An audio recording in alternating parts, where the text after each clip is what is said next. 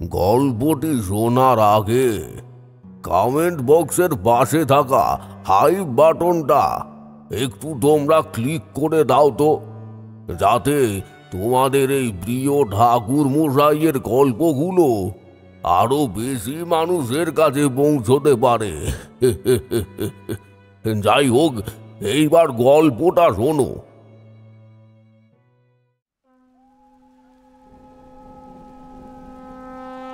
আজ জন্মাষ্টমী।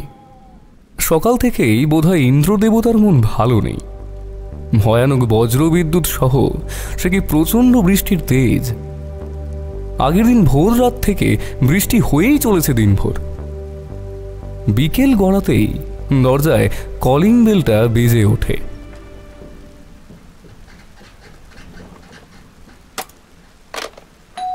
আমার স্ত্রী পুজোর প্রসাদ গোছাতে গোছাতে আমায় বলে,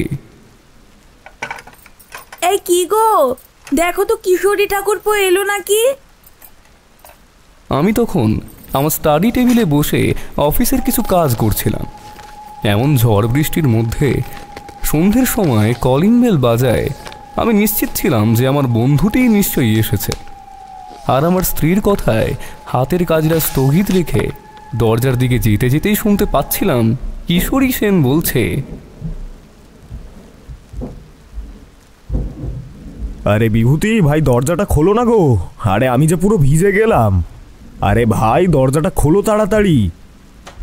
আমি দরজা খুলতে খুলতে বললাম, আরে দাঁড়াও ভাই, খুলছি, 1 মিনিট তো দাও। দরজা খুলতেই কিশোরী ঝড়ের গতিতে আমাকে প্রায় ধাক্কা মেরে ঘরে ঢুকে পড়ে এসে বলল, আজকাল মানুষের বাড়িতে নিমন্ত্রণ রক্ষা করাটা বড় মূর্খতার কাজ বলে মনে হয়, বুঝলে বিভূতি। একে তো এই ঝড় জলের মধ্যে বৃষ্টি মাথায় করে নিয়ে আসো, তার উপরে আবার দরজার বাইরে দাঁড়িয়ে থেকে ভেজো। কিশোরী যে রেগে আছে তা ভালোই বোঝা যাচ্ছিল। আমি একবার আমার স্ত্রীকে হাঁক দিয়ে বলি, এই যে শুনছো, কিশোরী এসেছে, আরো একদম ভিজে গেছে, তুমি ওর জন্য একটা গামছা দিয়ে যাও তো। আমার কথার উত্তরে আমার স্ত্রী বলে, হ্যাঁ আসছি এখনই।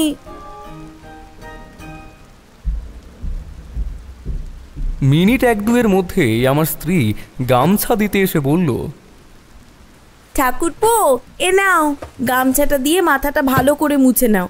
আর তোমার গায়ের ওই ভেজা পোশাকটা ছেড়ে তোমার বন্ধুর এই কাঁচা পোশাকটা পরে নাও। আর তোমরা বসো, আমি এক্ষুনি আদা দিয়ে গরম গরম চা বানিয়ে আনছি, দেখবে চা খেলে তোমার একটু ভালো লাগবে। এই বলে আমার স্ত্রী কিশোরীর হাতে আমার একটা ধোয়া সাদা সিফনের পাঞ্জাবি আর ধুতি দিয়ে চলে যায় রান্নাঘরে আমাদের জন্য চা বানাতে।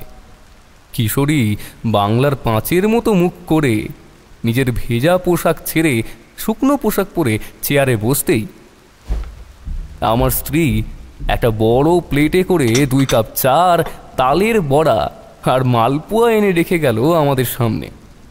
আর বলল, এখন তোমরা এই তালের বড়া আর মালপোয়াগুলোই খাও, রাতে পরে আমি ভোগের প্রসাদ দেব। আর ঠাকুরপো, আজ যে আকাশের অবস্থা তাতে রাতে আর বৃষ্টি থামবে বলে মনে হচ্ছে না। আজকে বরং তুমি এখানেই থেকে যাও, কালকে বৃষ্টি কমলে তখন মেসে ফিরে যাও। বারবার ভিজলে তোমার শরীর আরো খারাপ হবে। এই তো কিছুদিন আগে জ্বর থেকে উঠলে বলো। আমার স্ত্রীর কথায় কিশোরী বাধা দিয়ে বলে, আরে না না বৌদি, এসবের কোনো আর দরকার নেই। আপনাকে আমার জন্য এত কষ্ট করতে আর হবে না। আমি ঠিক চলে যাব, একটু পরেই তো বৃষ্টি কমবে। আর তাছাড়া আমি ছাতা নিয়ে এসেছি। আমার স্ত্রী বলে, অত শত আমি জানি না বাপু, আমি তোমায় আজ যেতে বারণ করেছি তাই তুমি যাবে না। এবার তোমরা একটু বসো তো, বসে গল্প করো, আমি বরং গিয়ে কাজগুলো সারি। এই বলে আমার স্ত্রী ঘর থেকে বেরিয়ে যেতেই কিশোরী আমার দিকে তাকাতে আমি বলি, কি হে কিশোরী, আমার সাথে থাকতে ইচ্ছা হচ্ছে নাকি? থেকেই যাও না ভাই, কি সমস্যা হচ্ছে তোমার বলো? বিয়ে শাদী তো করনি যে ঘরে কেউ তোমার জন্য অপেক্ষা করবে। তোমার বৌদি ঠিকই বলছে, কিছুক্ষণ আগেই জ্বর থেকে উঠেছ, আর বৃষ্টিতে ভিজতে হবে না। এবার খাও তো দেখি, আর খেয়ে বলো কেমন হয়েছে। তালের বড়াটা কিন্তু দারুণ হয়েছে বৌদি। কবে মায়ের হাতে এসে ছোটবেলায় বড়া খেয়েছিলাম, তারপরেই আজ খেলাম, দারুণ হয়েছে। আমিও একটা মালপোয়া মুখে পুড়ে সেটা চেবোতে চেবোতে বললাম, ভাই কিশোরী, এক কাজ করো তো, কাল তো রবিবার, কাল দুপুরে আমাদের এখানেই থেকে যাও। আমরা খাওয়া দাওয়া সেরে বিকেলে ঠাকুরমশাইয়ের বাড়ি গিয়ে ঠাকুরমশাইকে প্রসাদ দিয়ে আসবো, আর ফেরার পথে তুমিও বাড়ি চলে যেও। কি বলো তুমি? এই যে এই ঠাকুর মশাইয়ের কথাটা বলে তুমি আমাকে ভারী বিপদে ফেলে দাও ভাই। তুমি জানো যে আমি ঠাকুর মশাইয়ের নাম নিলে আর না করতে পারবো না। আচ্ছা বেশ, তাই হবে। তারপর আমরা দুই বন্ধু গল্প করতে থাকি। ঘড়িতে যখন রাত 10টা, তখন আমার স্ত্রী দুটো থালা ভর্তি করে খিচুড়ি, তরকারি আর 5 রকমের ভাজা দিয়ে লুচি, সুজি, পায়েস এবং মিষ্টি সাজিয়ে দিয়ে যায় আমাদের দুজনকে। আমরা দুই বন্ধু মিলে পেট পুড়ে প্রসাদ গ্রহণ করে ঘুমোতে চলে যাই।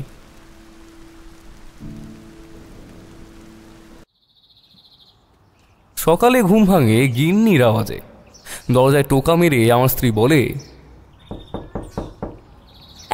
এই কি গো শুনছো? ওঠো, সকাল হয়ে গেছে, আমি চা বানিয়েছি, তাড়াতাড়ি এসো। কি গো?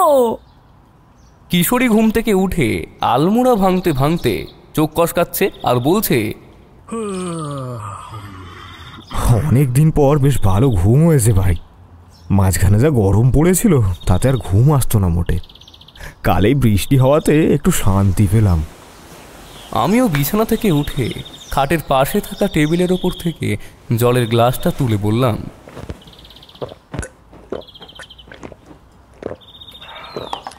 আরে যাও যাও, তুমি আগে হাত পা মুখটা ধুয়ে এসো, তারপর আমি যাচ্ছি। আমার কথা শুনে কিশোরী কল ঘরের দিকে গেল। মিনিট 10 মধ্যেই আমি আর কিশোরী মুখ হাত পা ধুয়ে বেরিয়ে আসি বাইরের ঘরে। চেয়ারে বসতেই গিন্নি 2 কাপ চা সহ গরম গরম ফুলকো লুচি আর সাদা আলুর তরকারি দিয়ে গেল আমাদের জন্য। তা দুপুরে তোমরা কি খাবে বলো? কি রান্না করব একটু বলো।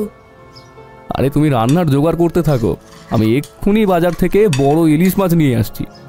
আজ সর্ষে ইলিশ ভাপা করো, অনেক দিন খাওয়া হয়নি, আর আজ তো কিশোরীও আছে। আর বলছি গিন্নি, তুমি একটু বেশি করেই করো ইলিশ ভাপা। বিকেলে ঠাকুরমশাইয়ের বাড়ি যাব, তখন তুমি ওই টিফিন বক্স করে একটু গুছিয়ে দিও সব, আমরা ঠাকুরমশাইয়ের জন্য একটু নিয়ে যাব।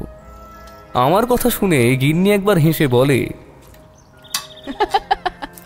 আচ্ছা ঠিক আছে, আমি আমিষ খাবার আলাদা করে গুছিয়ে দেব, সেটা তোমাদের মধ্যে কেউ একজন নিও, আর বাকি প্রসাদগুলো অন্য কেউ একজন নিও, ঠিক আছে? আমি আর কিশোরী একসাথে যথা আজ্ঞা মহারানী বলে খাওয়া দাওয়া সেরে বেরোলাম বাজারের জন্য।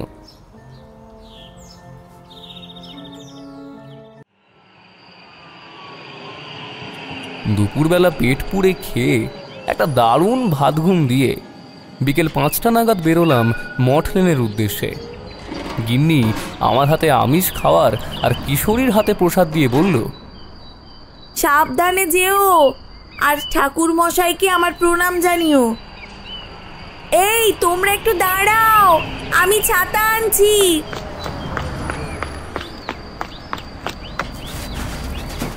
এই নাও, বৃষ্টি হতে পারে আজ, বুঝলে? কিছু সময় পরেই গিন্নির কথাকে সত্য প্রমাণিত করে হঠাৎ চকচকে আকাশ কোনো রেগে থাকা বাচ্চার মতো করে মুখ ফুলিয়ে থেকে থেকে গর্জন করতে থাকে। আমরা ট্রামে থাকতেই শুরু হয় বৃষ্টি। মঠ লেনে নেমে আমরা ঠাকুরমশাইয়ের জন্য তার অতি প্রিয় রাবড়ি নিয়ে তার বাড়ির দরজায় টোকা দিতেই দেখি দরজা আগে থেকেই খোলা। আমি একটু অবাক হয়ে চৌকাঠের ভিতরে পা রাখতেই দেখলাম ঠাকুরমশাই দাওয়াতে দাঁড়িয়ে আছে। আমাদের দেখে তিনি মিটিমিটি হাসছেন। ঠাকুরমশাইকে দাঁড়িয়ে থাকতে দেখে কিশোরী জিজ্ঞেস করল, এই কি ঠাকুর মশাই, আপনি এখানে দাঁড়িয়ে আছেন কেন? আজ যে দেখি আপনার দরজা খোলা, আর আজ দরজাটা খোলা কেন আপনার বাড়ির? চোরের জন্য ফাঁদ পাচ্ছেন নাকি? হ্যাঁ, এই বলে কিশোরী দরজা বন্ধ করে দেয়। আমি ভাবলাম আজ কিশোরী দরজায় দাঁড়িয়ে এইসব বাজে বাজে কথা বলা শুরু করে দিয়েছে, এই না ঠাকুরমশাই রেগে যান। তবে আমাকে ভুল প্রমাণ করে ঠাকুরমশাই বললেন, এই গরিব বৃদ্ধের বাড়িতে চোর শুধুমাত্র গুটি কয়েক মুঠি ছাড়া আর কিছুই পাবে না হে কিশোরী। এ কথা চোরও জানে, তাই তারা ভুল করেও এই তারানাথ জ্যোতির্বিদের বাড়িতে আসবে না। আমি দরজা খুলে রেখেছি তোমাদের জন্য। তোমরা এত জিনিস নিয়ে আসছো, তার ওপর আবার বৃষ্টি। দরজা খুলতে দেরি হলে তো তোমাদের অসুবিধা হতো। তাই তোমরা তো জানোই আগের বার স্বপ্নযাত্রা করে কতটাই দুর্বল হয়ে পড়েছিলাম। এখনো তার রেশ কাটাতে পারিনি বুড়ো বুড়ি। যাই হোক, এসো এসো, ভিতরে এসো। ঠাকুরমশাইয়ের কথা শেষ হওয়ার আগেই আমরা ভেতরে এসে পৌঁছলাম।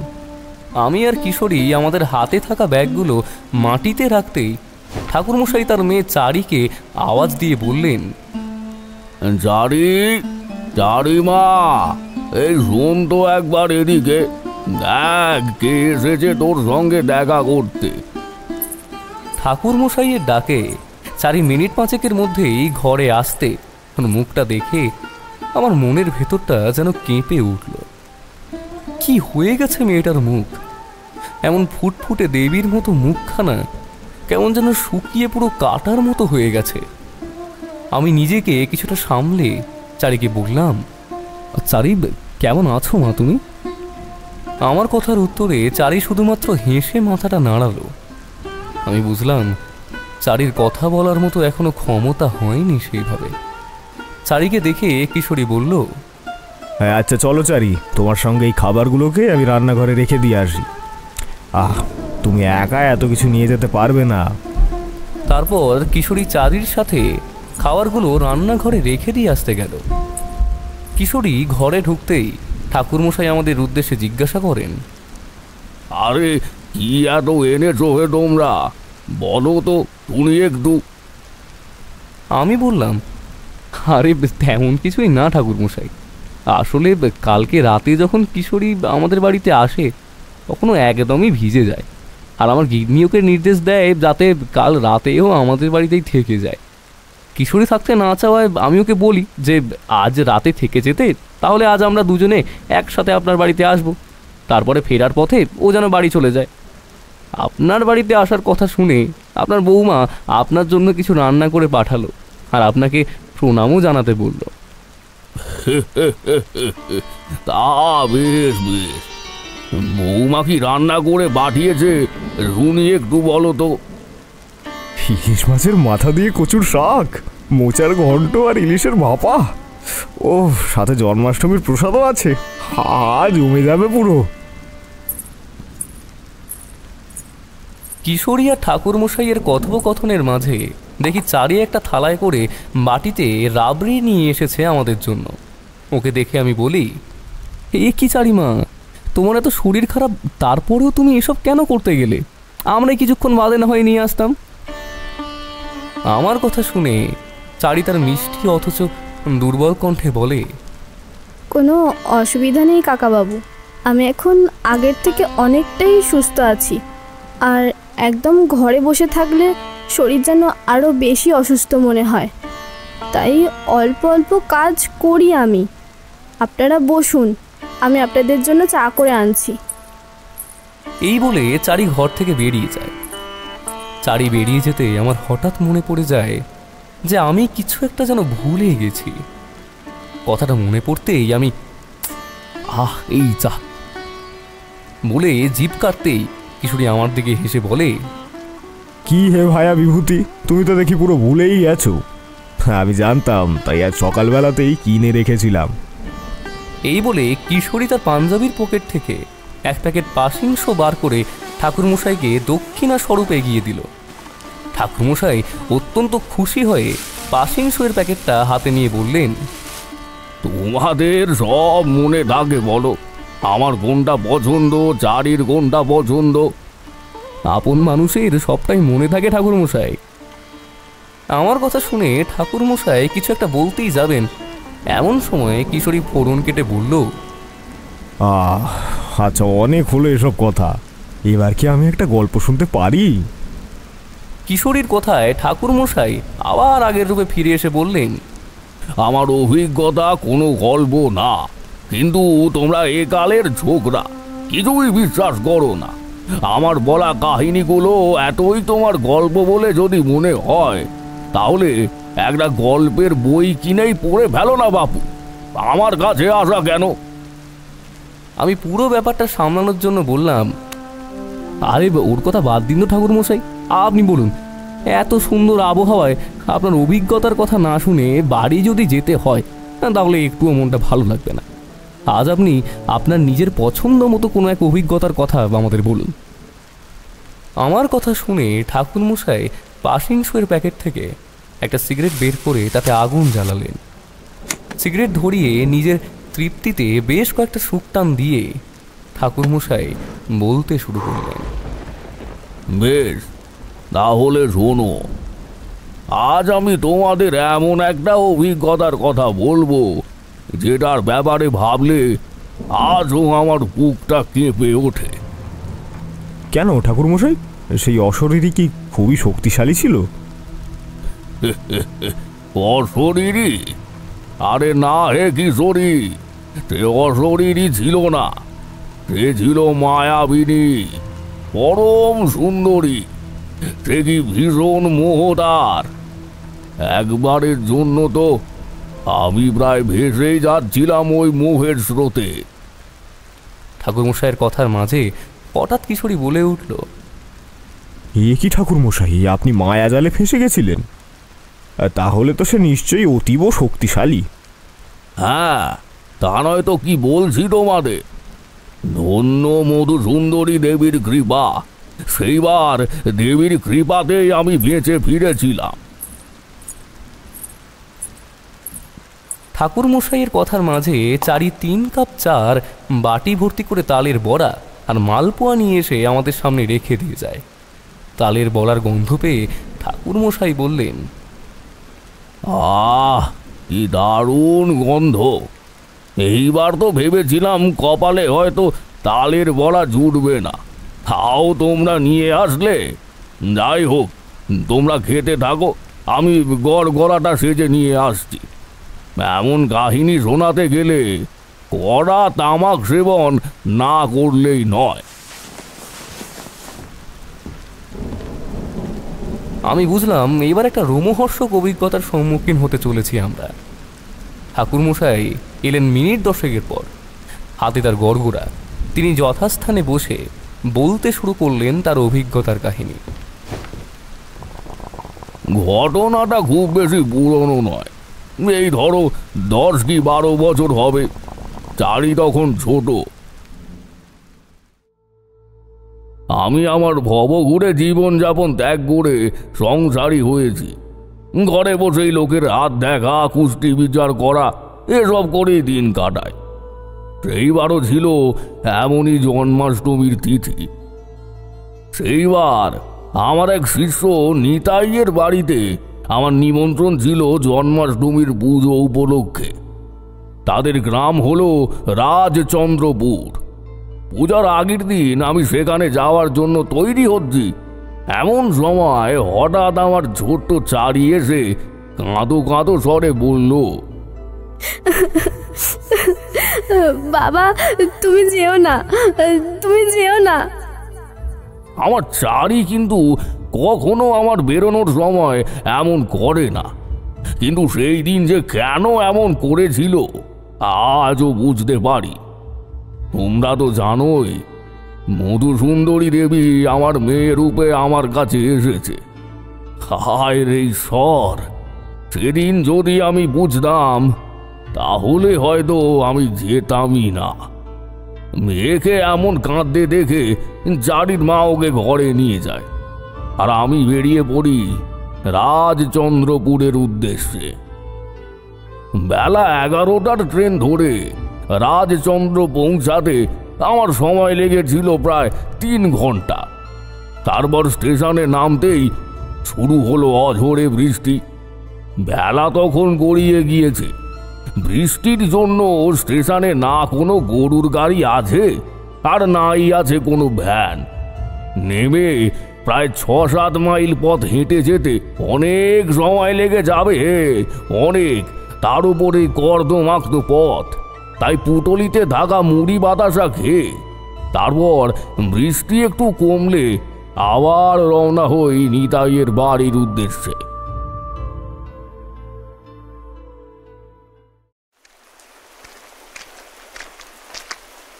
এত বৃষ্টিতে এক হাঁটু সমান কাদা ভরা পথ চলে আমি যখন অবশেষে নিতাইয়ের বাড়িতে পৌঁছলাম, তখন আমায় দেখে নিতাই যেন কোনো দুশ্চিন্তা থেকে মুক্তি পেল।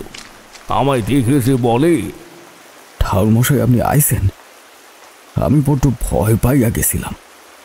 সকাল থেকে এত বৃষ্টি হইতাছে, আমি তো ভাবলাম আপনার সেবা করণের সুযোগখান হাতছাড়া হইয়া গেল। যাক, ভগবানের কৃপায় আপনার পায়ের ধুলো পাইছি। আমি বললাম, আরে এমন ভাবে কেন বলছো? তুমি এত ভালোবেসে আমায় ডেকেছো, আমি না এসে কি থাকতে পারি? আহেন ঠাকুর, ভিতরে আহেন। এই কই গো, ঠাকুর আইয়া পড়েছেন, ঠাকুরের পা ধোয়ার জল নিয়ে আয়। নিতাইয়ের কথায় মিনিট 2-3-এর মধ্যেই একজন মধ্যবয়সী স্ত্রী মাথায় কাপড় জড়িয়ে হাতে জল ভর্তি ঘটি নিয়ে এসে দাঁড়ালো আমার সামনে। তারপর আমার পায়ের কাছে বসে আমার পায়ে মাথা ঠেকিয়ে প্রণাম করতে যেতেই আমি বললাম, আরে আরে কি করছো তুমি মা? মায়েদের পায়ে হাত দিতে নেই যে। ওঠো ওঠো মা, দেখি ওঠো ওঠো।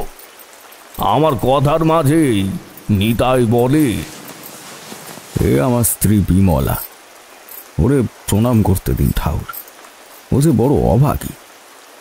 এক তো ভগবান ওরে কথা বলার ক্ষমতা দেয় না, তার উপর বিয়ে 7 বছর হইয়া গেল, এখনো ভগবান একটা সন্তান দিল না মাগো। তাই তো গোপাল প্রতিষ্ঠা করব বলে ঠিক করছি।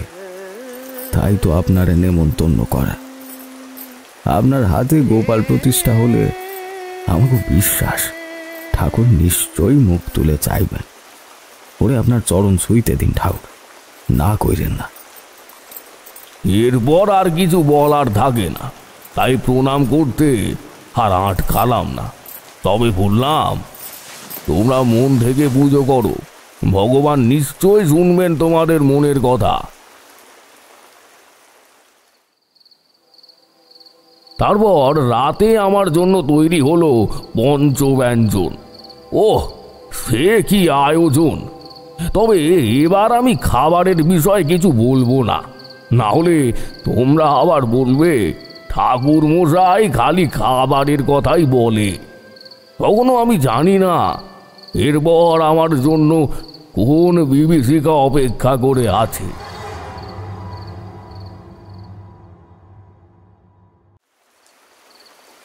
পরদিন সকাল থেকে আমি আর নিতাই পুজোর জোগাড় করতে থাকি। আর তার স্ত্রী বিমলা লুচি, সুজি, খিচুড়ি, 5 রকমের ভাজা, পায়েস, তালের বড়া আর মালপোয়া বানাতে থাকে। সব জোগাড় করে আমি সন্ধেবেলায় পুজো শুরু করলাম। আর বাইরে শুরু হলো বজ্রবিদ্যুৎ সহ প্রচণ্ড বৃষ্টি। আমার পুজো শেষ হতেই আমি শান্তির জল নিতাই আর তার স্ত্রীর ওপর ছিটিয়ে দিচ্ছি।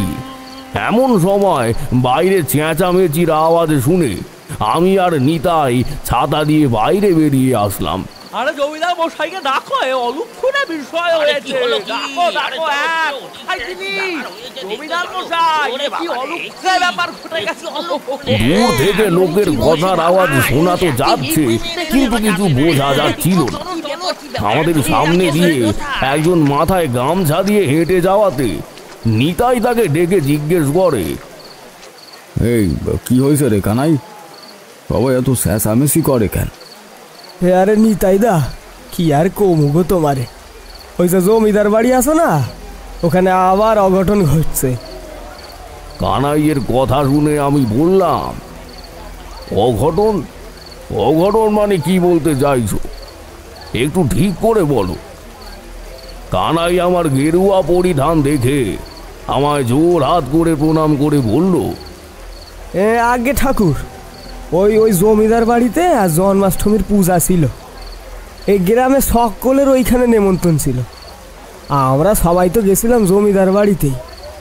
পুজো শুরু হয়েছে, এমন সময় কোত্থেকে কে যেন একখান বাসুর রক্তাক্ত অবস্থায় বাড়ির দুয়ারে ফেইলা গেল। সে কি বিভৎস অবস্থা গো ঠাকুর! এ আপনি দেখলে আপনার মনখানাও কাইপা উঠত। এই অবস্থায় জমিদার বাড়ির পুরোহিত কইলেন এতে নাকি পুজোতে বাধা পড়েছে, তাই আর পূজা হবে না আজ। আমরাও তাই সবাই যে যার বাড়ি ফিরে যাইছি। আমি একটা দীর্ঘশ্বাস ফেলে কানাইকে বললাম, ঠিক আছে তুমি যাও। কানাই চলে যাওয়ার পর নিতাই আমায় বলে, ঠাকুর, এই জমিদার বাড়িতে কিছু সমস্যা আছে। জমিদার বীর প্রতাপ চৌধুরীর ছোট ছেলের বিয়ের পর থেকেই কিছু না কিছু অঘটন হয়েই চলেছে। গ্রামের সবার তো মনে হয় ওই ছোট বউ নাকি ডাইন, তাই এমনটা হচ্ছে। নিতাইয়ের কথায় আমি বিরক্তি প্রকাশ করে বললাম, বাজে কথা বলো না।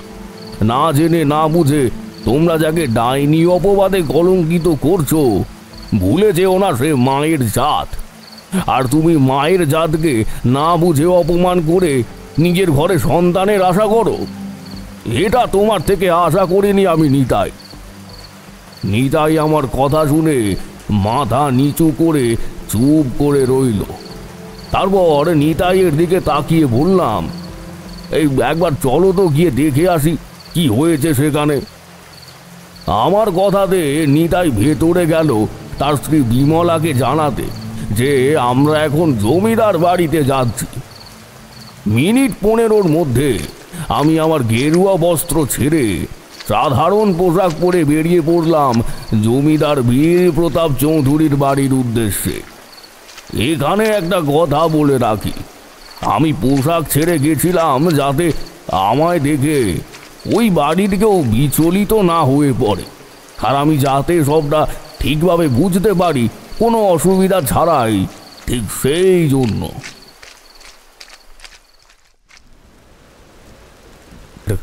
এই দেখো, তোমাদেরকে কাহিনীটা শোনাতে শোনাতে আমার গড়ার আগুনটা কখন নিভে গেছে তা টেরই পাইনি। তোমরা বসো, আমি কলকাতা সেজে আসছি। এই বলে ঠাকুরমশাই ঘর থেকে বেরিয়ে গেলেন। শুধু যে নিজের জন্য গেছেন তা কিন্তু নয়। এমন কথার মাঝে ঠাকুরমশাই আমাদের ধূমপানের সুযোগ করে দেওয়ার জন্য মাঝে মাঝেই ঘরের বাইরে বেরিয়ে যান। আমরা ঠাকুরমশাইয়ের জন্য পাশিংশ আনলেও নিজেই তার সামনে সিগারেট জ্বালানোর কথা ভাবি না। তবে সেটা ভয় পেয়ে নয়, মানুষটাকে আমরা একান্তই সম্মান করি তাই। মিনিট 10 পর ঠাকুরমশাই তার জ্বলন্ত গড়গড়াটা নিয়ে এসে বসলেন আমাদের সামনে।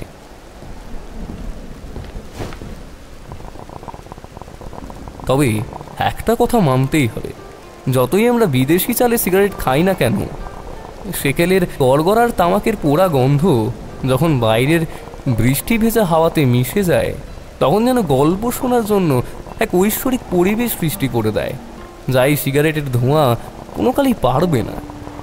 ঠাকুরমশাই একবার গলা খাঁকড়ে আবার বলতে শুরু করলেন, কোথায় যেন ছিলাম আমরা?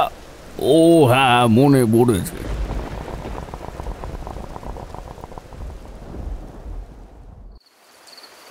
আমরা দুইজনের ছাতা মাথায় বৃষ্টিতে চৌধুরী বাড়ির দিকে রওনা দিলাম।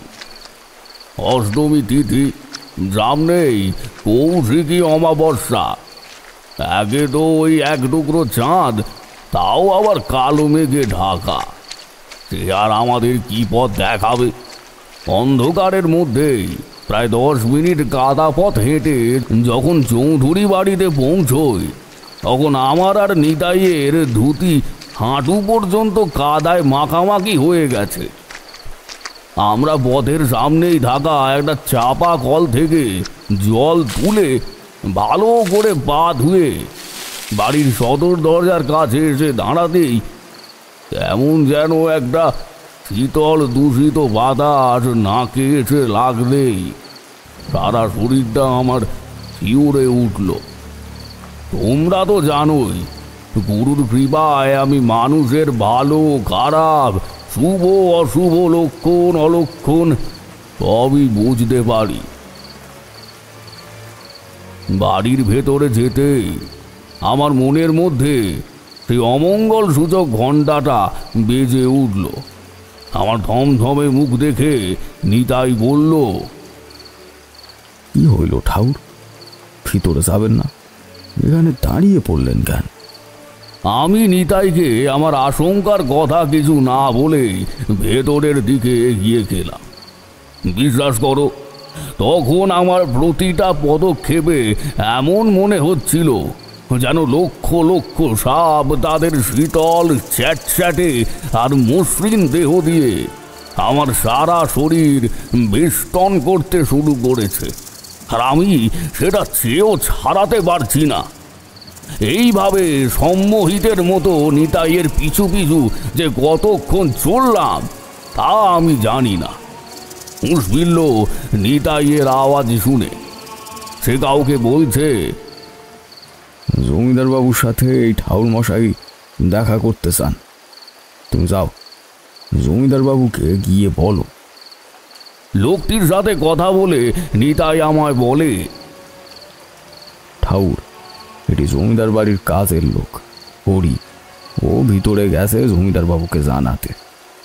এরপর যে নিতাই কি বলল তা আমি শুনতে পাইনি, তার কারণ তখন আমার কানে অন্য শব্দ ভেসে আসছিল। কোনো এক মহিলা কণ্ঠী অত্যন্ত মায়ার স্বরে আমার নাম নিয়ে ডাকছিল, একবার, দুবার, তিনবার, বারবার। তারানাথ, তুমি এসেছো তারানাথ? এসো, আমার কাছে এসো। ও, সে যে কি ভীষণ সর্দার! আমি আবার সম্মোহিতের মতো সেই স্বর অনুসরণ করে এগোতে থাকি বাড়ির ভিতর দিকে। এবার আমার জ্ঞান ফেরে একটা জোরে শরীরের মধ্যে ঝাঁকুনি অনুভব করে হুঁশ ফিরতেই দেখি নিতাই আমার হাত ধরে ঝাঁকাচ্ছে। ওর মুখ থেকে মনে হলো ছেলেটা কোনো বিষয় নিয়ে ভয় পেয়েছে। অবশ্যই কারণ আমার অজ্ঞাত ছিল না। আমি হক চকিয়ে যেতে দেখে নিতাই প্রশ্ন করল, কি হলো ঠাউর, আপনি ঠিক আছেন তো? চলেন আজ বাড়ি যাই, কাল না হয় আপনি একবার দেখা কইরা যান। আমি নিতাইকে কিছু বলতে যাব, এমন সময় হরি এসে জানিয়ে গেল যে জমিদার বাবু আমাদের ভিতরে যেতে বলেছেন। একটা লম্বা দালান পেরিয়ে চৌধুরী বাবুর ঘরে ঢুকে দেখলাম ঘরের মাঝে থাকা বড় পালঙ্কে বসে আছেন চৌধুরী বাবু। আমাদের দরজার সামনে রাখা গদিযুক্ত চেয়ারে বসতে নির্দেশ করলে নিশারায় হাত নেড়ে। চেয়ারে বসতেই নিতাই চৌধুরী বাবুর উদ্দেশ্যে বলল, আগে জমিদার বাবু, ঠাউর মশাই গেছেন আপনার লগে কথা কইতে। নিতাইয়ের কথা শুনে চৌধুরী বাবু যে একটু অপ্রসন্ন হলেন সেটা তার মুখ দেখলেই বোঝা যায়, আর অপ্রসন্ন হওয়াটাও হয়তো স্বাভাবিকই। কিছুক্ষণ আগে যেই দুর্ঘটনাটা তার বাড়িতে ঘটে গেছে তারপর তিনি এখন কারো সঙ্গে কথা বলতেই খুব একটা ইচ্ছুক নন। শুধু আমি ব্রাহ্মণ বলে তিনি হয়তো দূর থেকে আমাকে ফিরিয়ে দেননি, এইটুকুই তার সহবতার পরিচয় দিয়েছেন। চৌধুরীবাবু বিনা বাক্যে আমার দিকে চেয়ে রইলেন, আর আমি দেখতে থাকলাম চৌধুরীবাবুকে ঘিরে থাকা কালো কুণ্ডলী আকৃতি ধোঁয়ার বলয়। আমি খুব ভালোভাবেই বুঝতে পারছিলাম যে চৌধুরী বাড়িতে যে অপশক্তি বিরাজ করছে তা নিতান্তই দুর্বল নয়, তা আমার চেয়ে অধিক শক্তিশালী। তা না হলে আমি এখানে আসতেই প্রায় দুবার সমহিত হতে হতে বেঁচে গেছি। যে শক্তি তারানাথ তান্ত্রিককে সম্মোহন করার মতো ক্ষমতা রাখে সে তো নিছকই ছেলে খেলা নয় হে। আমার দৃষ্টি চৌধুরী বাবুর দিকে নেই, বরং আশেপাশে বেশি ঘুরছে দেখে চৌধুরী বাবু একটু অস্বস্তির সঙ্গে গলা খাগড়ে আমায় বললেন,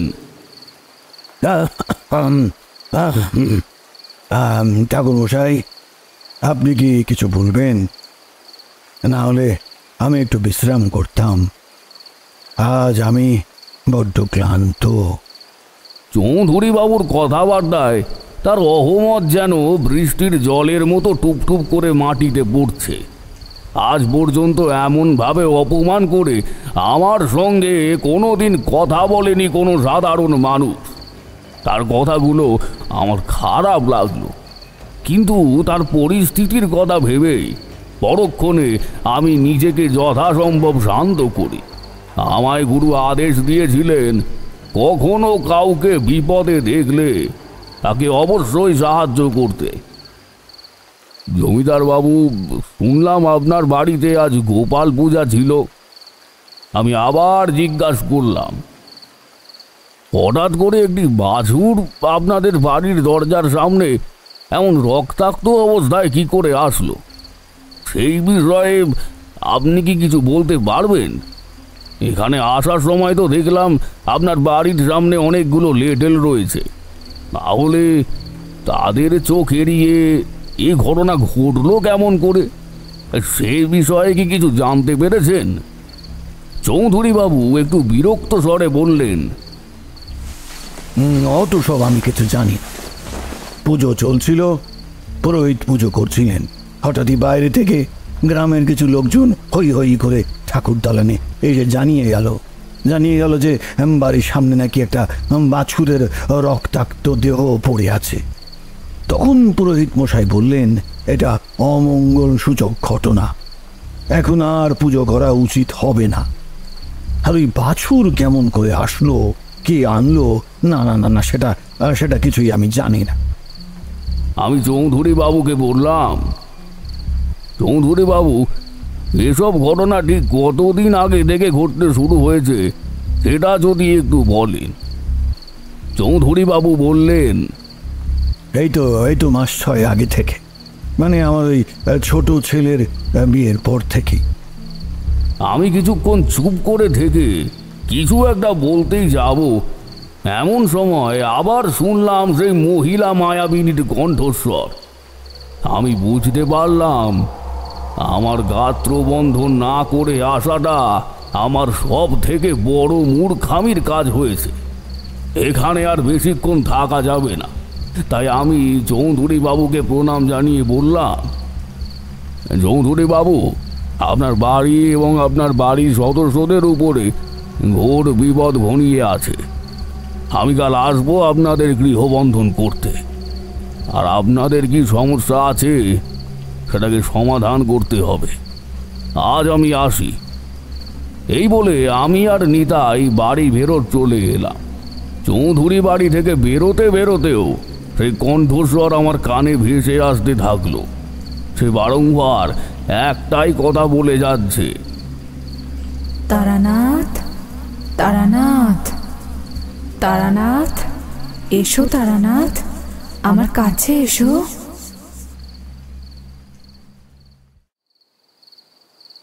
নিতাইয়ের বাড়িতে ফিরে হাত পা ধুয়ে নিতে যাব এমন সময় নিতাই এক গ্লাস গরম দুধ দিয়ে গেল আমায়। আমি দুধটুকু খেয়ে শুয়ে শুয়ে চৌধুরী বাড়িতে ঘটা ঘটনাটি ভাবতে কখন যে ঘুমিয়ে পড়লাম তা টের পাইনি।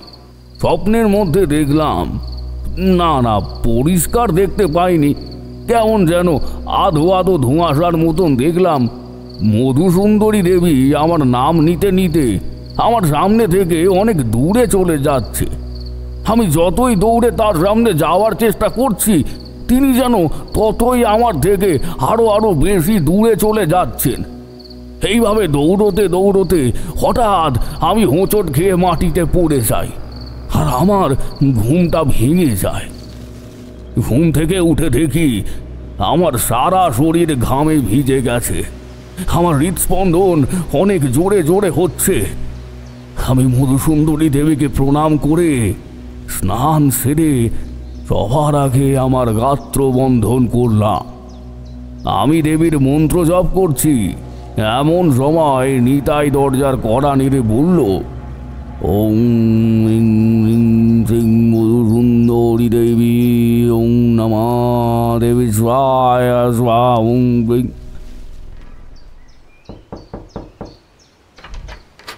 ঠাউর, চৌধুরী বাড়ি থেকে আপনারে খোঁজ করতে এসেছে, একবারটি বাইরে আসুন। আমি বাইরে যেতেই দেখলাম চৌধুরী বাবুর বড় ছেলে অমর প্রতাপ চৌধুরী এসেছে। আমায় দেখে সে হাত জোর করে প্রণাম করে বলে, নমস্কার ঠাকুর মশাই, আমি বীর প্রতাপ চৌধুরীর বড় ছেলে অমর প্রতাপ চৌধুরী। আমি আগে থেকেই তার পরিচয় জানতাম। আগের দিন যখন আমি চৌধুরী বাবুর সাথে কথা বলতে তার ঘরে গিয়েছিলাম, তখন দেখেছিলাম ঘরের দেওয়ালে একটা বড় ছবি লাগানো আছে। নতুন ছবিটা দেখলেই বোঝা যায়। সেই ছবিতে পরিবারের সকলের নাম সমেত ছবি আছে। আমি বললাম, বলো অমর, কি বলতে এসেছো? অমর আগের মতোই হাত জোর করে বলে, ঠাকুর মশাই, আমার ছোট ভাইয়ের কাল রাত থেকেই খুব জ্বর। পতিমশাই এসেও কিছু করতে পারছেন না, কোনো পথই কাজে লাগছে না। আমার ভাই চোখ খুলছে না ঠাকুর মশাই। বাবা মশাই তাই আপনাকে একবার যেতে বললেন। আপনি যদি দয়া করে এখনই একবার যেতে পারেন তাহলে খুব ভালো হয় ঠাকুর মশাই। অমর চৌধুরীর কথাবার্তা তার বাবার কথাবার্তা থেকে সম্পূর্ণই ভিন্ন। ছেলেটি নিতান্তই ভালো আর মানুষকে সম্মান দিয়ে কথা বলতে জানে। আমি অমরকে বললাম, তুমি দাঁড়াও, আমি আসছি।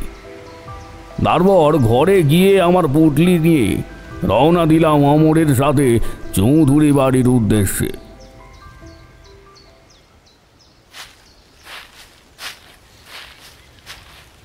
বাড়ির সামনে যেতেই আমি আবারও দেখতে পেলাম চৌধুরী বাড়ি ঘিরে এক কালো মেঘের মতো বলয় ছড়িয়ে রয়েছে। বাড়িতে প্রবেশ করতেই কেমন যেন মনে হলো বাড়ির ভিতর থেকে এক দমকা হাওয়া আমায় ধাক্কা মেরে বাইরে ফেলে দেওয়ার চেষ্টা করলো। কিন্তু যেহেতু আমার দেহবন্ধন করা ছিল, তাই সেই অপশক্তি আমার কোনো ক্ষতি করতে পারল না, আর নাই আমায় সম্মোহন করতে পারবে। আমার কোনো ক্ষতি সাধন না করতে পারায় সেই অপশক্তি যে ভীষণভাবে রেগে গেছে, সেটা বাড়ির ধমধমে আবহাওয়াতেই আমি ভালোই অনুভব করতে পারছিলাম। অমর প্রতাপ আমাকে বৈঠকখানায় নিয়ে বসতে বলে বাড়ির ভিতরে চলে যায়। মিনিট পাঁচেকের মধ্যে বাড়ির বেয়ারা আমার সামনে থালা ভর্তি করে লুচি, তরকারি, মিষ্টি আর পায়েস এনে রেখে দিয়ে গেল। বেয়ারা বেরিয়ে যেতেই প্রবেশ করলেন চৌধুরী বাবু। চৌধুরী বাবুকে সেই মুহূর্তে দেখে তার আগের দিনের চেহারার সঙ্গে কোনো মিল পাওয়া যায় না। সেই দিন তিনি আমায় দাঁড়িয়ে থাকতে দেখে জোর হাত করে আমায় প্রণাম জানিয়ে বললেন, ও নমস্কার নমস্কার ঠাকুর মশাই, আপনি আপনি বসুন না, দাঁড়িয়ে আছেন কেন?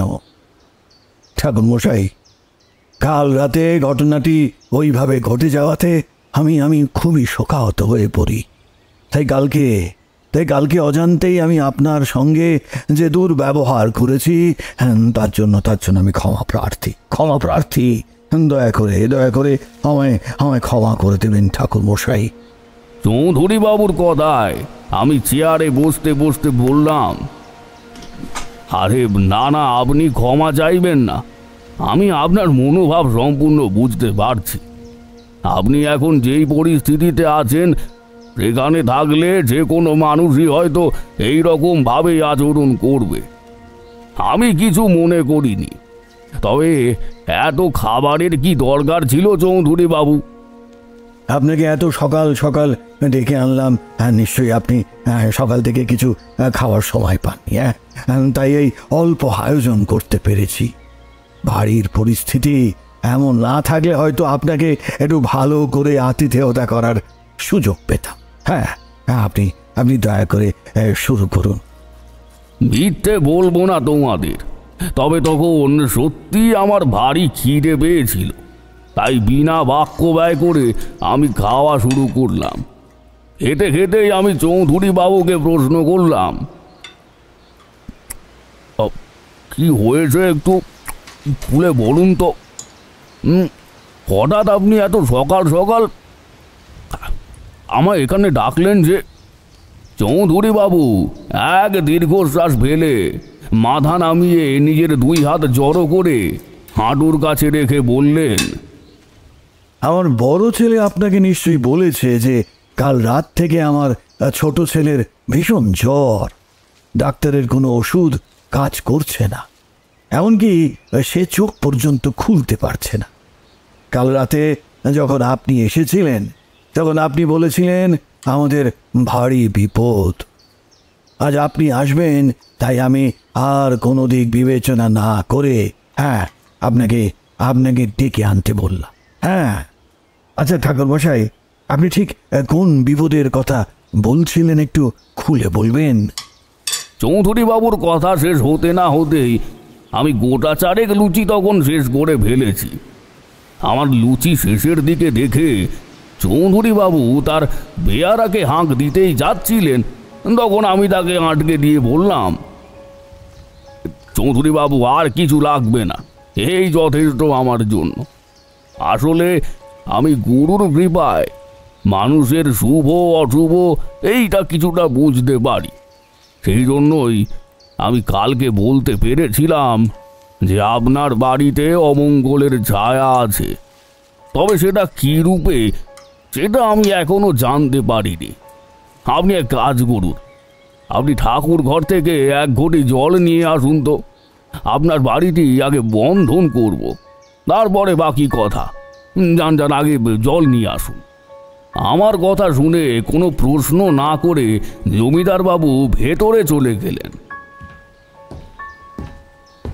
আর মিনিট 5 মধ্যে 1 ঘটি জল নিয়ে আমার সঙ্গে বাড়ির চৌহদ্দিতে এসে দাঁড়ালেন। আমি তাকে বললাম, শুনুন চৌধুরী বাবু, আপনি ঘাটের জলের মধ্যে আপনার ডান হাতের তর্জনী সহ আরও 2 আঙ্গুল চুবিয়ে রাখুন। আমি মন্ত্র পড়ব, আর যখন যখন আপনাকে বলবো তখন তখন আপনি হাত বের করে বাড়ির দিকে ছিটিয়ে দেবেন।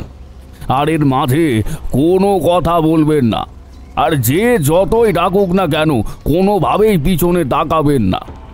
এটা মনে থাকে যেন, তাহলে কিন্তু বিপদ আটকাতে কেউ পারবে না। আমার কথায় তিনি মাথা নেড়ে এগোতে থাকলেন।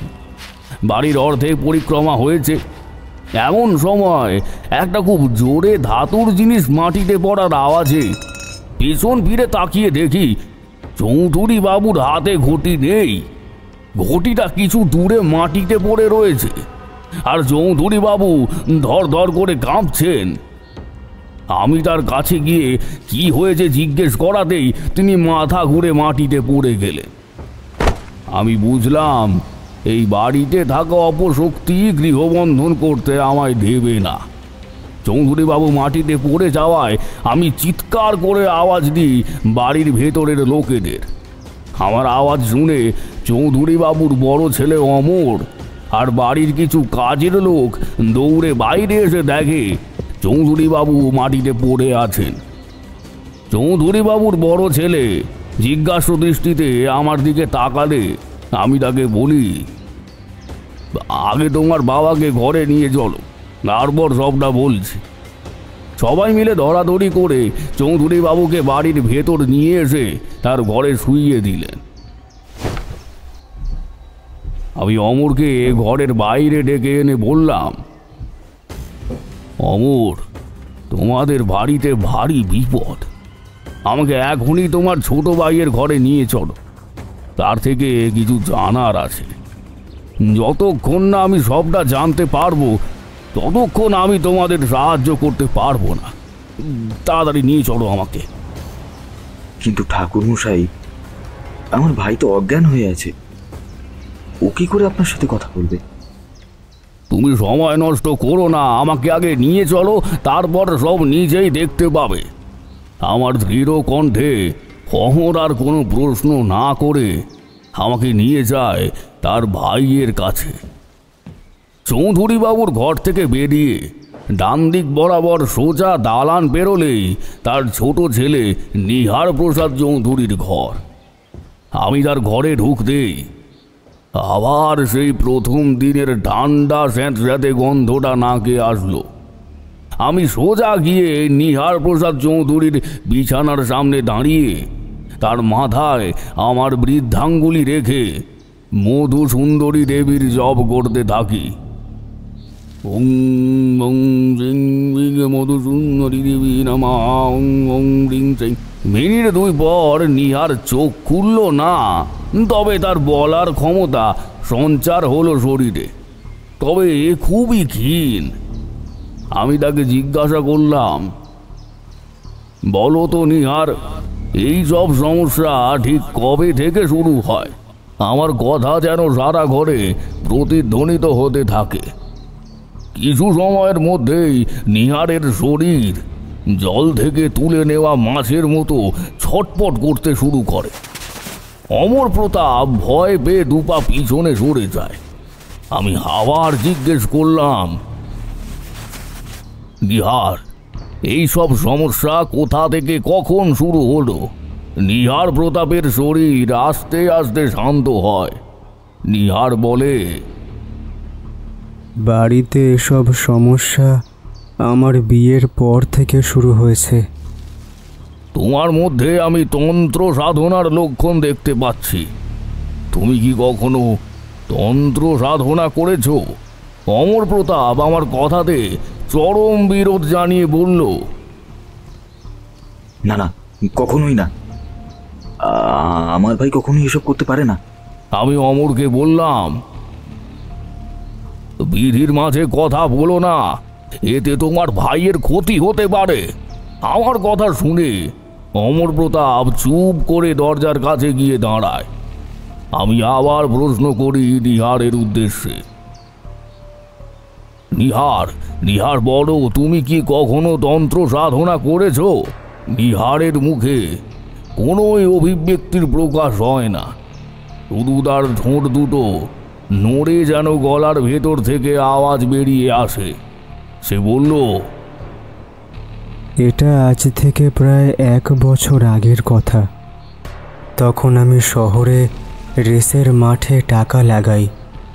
প্রথম কয়েকবার জিতেও ছিলাম, কিন্তু পরে বার 3 হেরে যাওয়ায় আমার অনেক দেনা হয়ে যায় বাজারে।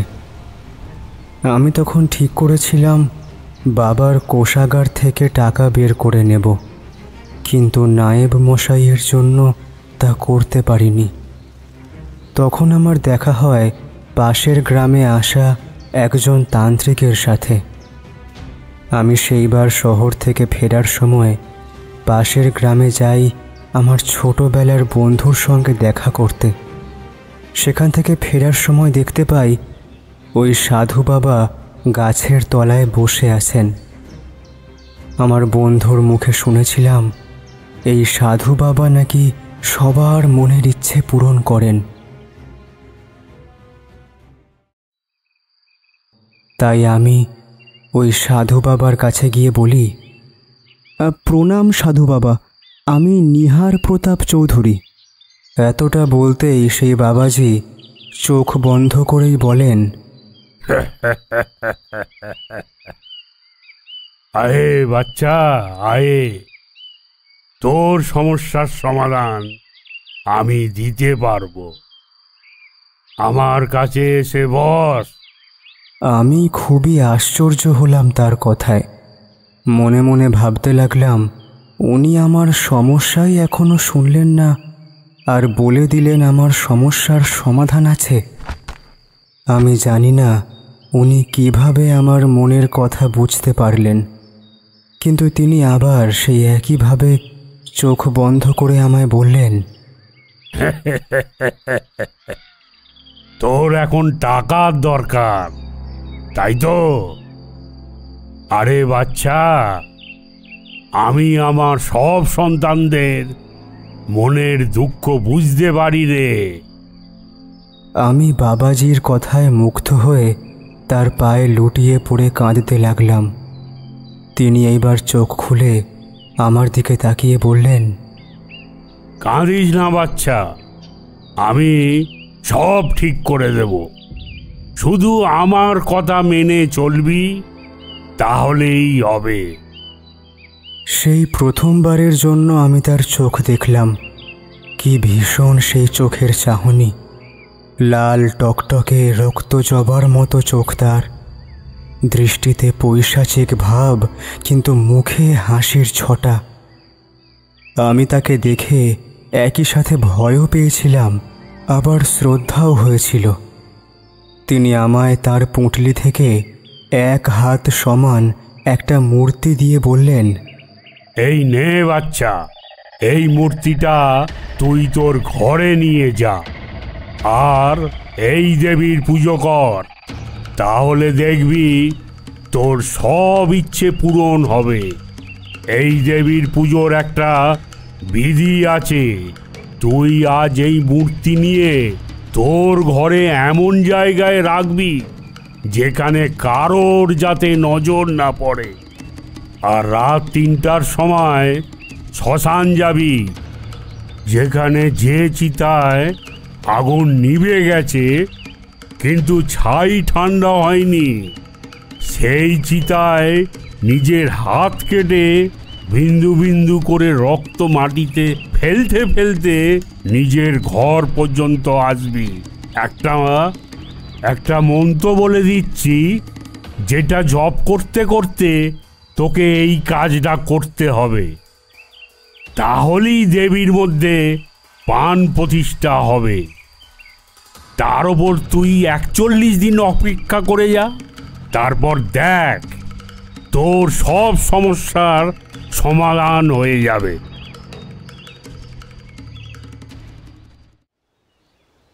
আমি বাবাজির কথা একটু ভয় পেয়েছিলাম ঠিকই, কিন্তু তার কথা মতো এই কাজটা সম্পূর্ণ করি।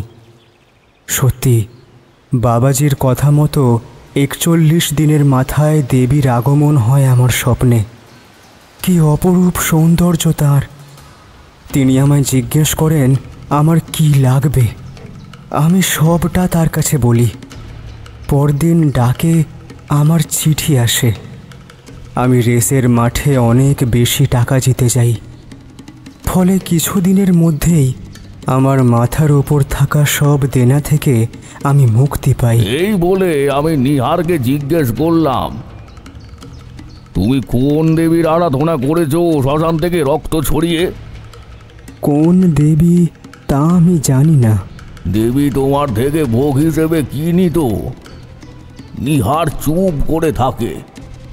নিহার বলে, দেবী আমায় সব কিছু দিয়েছে, শুধু আমায় তার ভোগ্য হিসেবে নিয়েছে। তিনি যখন চাইতেন তখন আমার শরীর ভোগ করে যেতেন, আর আমি তাতে বিন্দুমাত্র বাধা দিতে পারতাম না। বাধা দিলেই সে আমার শরীর ক্ষত বিক্ষত করে দিত। নিহারের কথা শুনে তার দাদা অমর প্রতাপ চৌধুরী রাগে বিস্ময়ে ভয়ে দরজা ধরে মাটিতে বসে কাঁদতে থাকে। ভাই তুই এই কি করলি ভাই? ভাই তুই কি করলি ভাই? আমি নিহারকে জিজ্ঞেস করলাম, সেই দেবী মূর্তি তুমি কোথায় রেখেছো নিহার? নিহার আর কথা বলতে পারছে না, তার গলার আওয়াজে জড়িয়ে যাচ্ছে। ঘরের মধ্যে হঠাৎ করে ঝোড়ো হাওয়ার সৃষ্টি হয়েছে। আমি নিহারের হাত চেপে ধরে বলি, নিহার, নিহার বলো কোথায় সে দেবী মূর্তি? নিহার কিছু বলল না, তবে অনেক কষ্টে সে তার বাম হাতের তর্জনী তুলে তার ঘরের কোনায় রাখা আলমারিটার দিকে নির্দেশ করে। আমি অমর প্রতাপকে বলি, অমর প্রতাপ তাড়াতাড়ি এসো, এই আলমারিটা খুলে দাও। আমার কথায় অমর কোনোভাবে নিজেকে সামলে এগিয়ে আসে আলমারিটার কাছে। আলমারিটা খুলে চারিদিকে তন্ন তন্ন করে খুঁজেও অমর যখন কিছুই পেল না, তখন আমি দেখলাম আলমারির ভেতর একটা কবজা লাগানো রয়েছে। সেটা ধরে টান মারতেই খুলে গেল একটা ছোট দরজা। সেখানে রাখা আছে এক দেবী মূর্তি। মূর্তিটা লাল পাথর দিয়ে গড়া। মূর্তির আকৃতি আর নিহারের বলা দেবীর আরাধনার বর্ণনা শুনে আমি অমরকে বললাম, ঈশ্বর, এ কি অনর্থ হয়েছে এই বাড়িতে। আমার কথা শুনে অমরের মুখ শুকিয়ে সাদা হয়ে যায়। সে ভয়ার্ত কণ্ঠে বলে, ঠাকুরমশাই, কি হলো? আমি মূর্তিটা দু হাতে সাবধানে বের করে এনে বললাম, তোমার ভাই কোনো দেবীর পূজা করেনি। সে কোনো দেবীকে আহ্বান করে আনেনি তোমাদের বাড়িতে। আমার কথায় অমর কিছু জিজ্ঞেস না করে জিজ্ঞাস্য দৃষ্টিতে তাকিয়ে থাকে। আমি বলতে থাকি, এ যে কোনো দেবী না, ইনি হলেন যক্ষিণী। যক্ষিণী হলেন ইন্দ্রের সভা থেকে এক ঋষি মুনির দেওয়া অভিশাপ প্রাপ্ত দেবী। এনার 36 রকমের অবতার আছে। তার মধ্যে যারা বেশি ভয়ঙ্করী তাদের মধ্যে পড়েন এই রক্ত যক্ষিণী। এই যক্ষিণীকে যে ডাকবে, যক্ষিণী তার সব ইচ্ছে পূরণ করে, কিন্তু তার কিছু শর্ত আছে।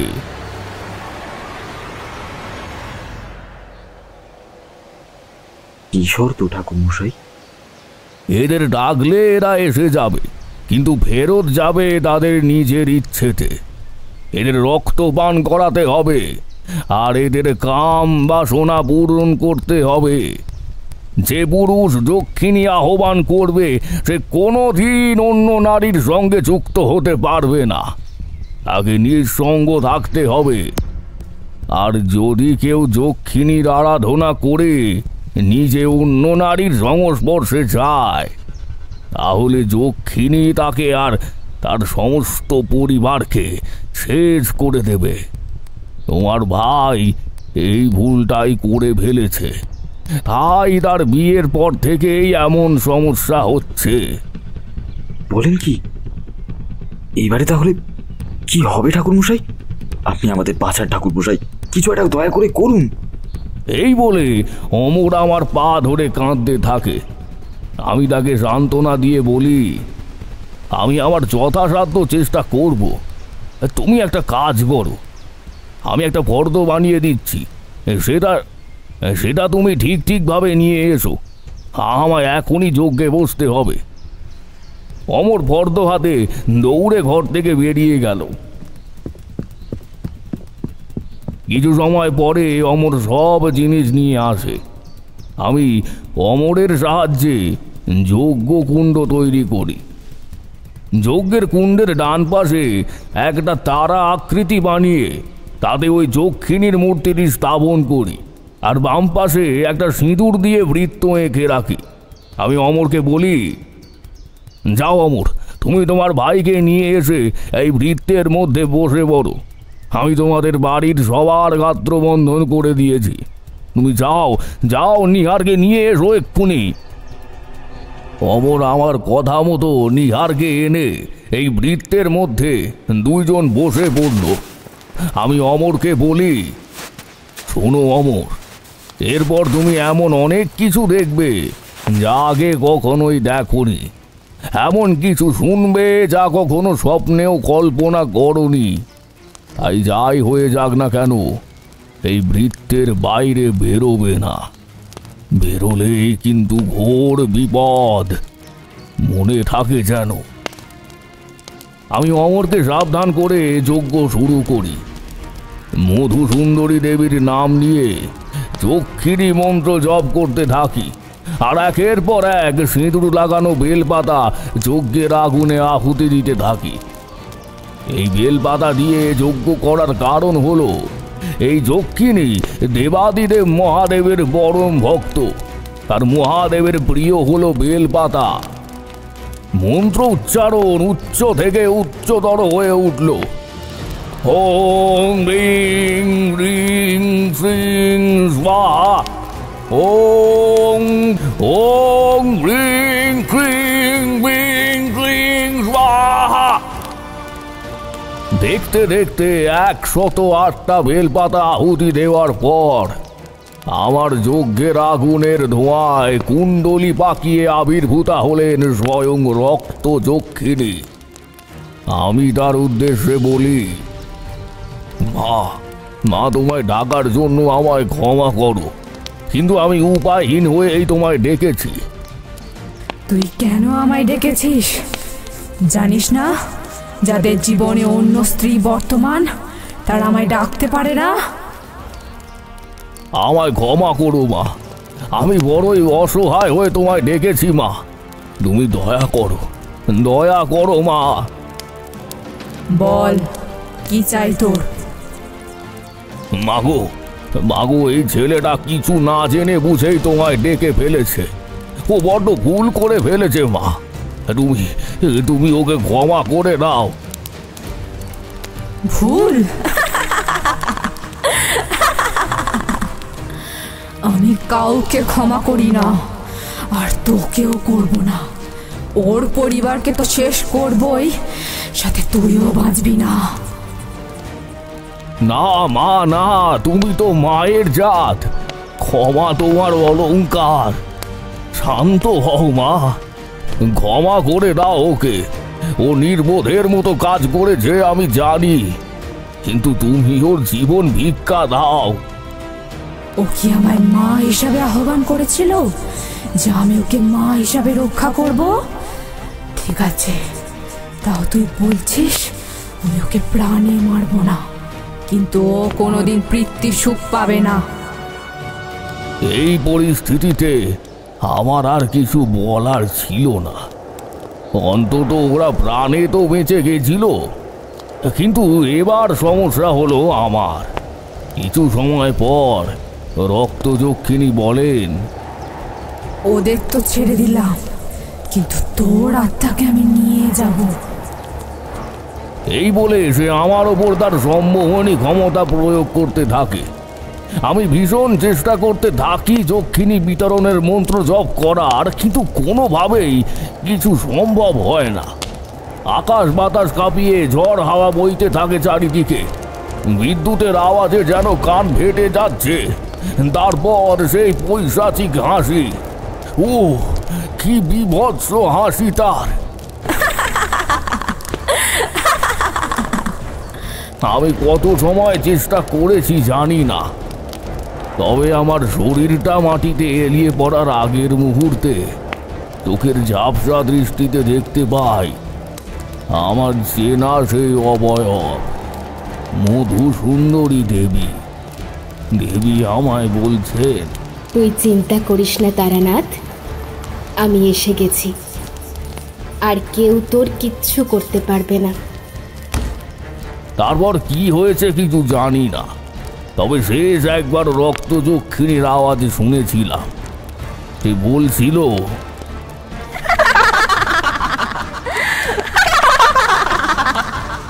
আমি এসেছি যখন কিছু না কিছু নিয়ে যাব, কোনো সাংসারিক পুরুষ আমায় ডাকতে পারে না। এরপর টানা 2 দিন আমার জ্বর ছিল। একটু সুস্থ হতেই আমি বাড়ির জন্য রওনা দিই। চৌধুরীবাবু অনেক জোর করেছিলেন থাকার জন্য, কিন্তু তখন আমার মাথায় ঘুরছে যক্ষিণীর বলা কথাগুলো। আমি আসার আগে একবার নিতাইয়ের সাথে দেখা করেছিলাম। বাড়িতে আসতেই দেখি চারির মায়ের খুব শরীর খারাপ। আমার মনে আবার সেই অমঙ্গলের ঘণ্টাটা বেজে উঠল।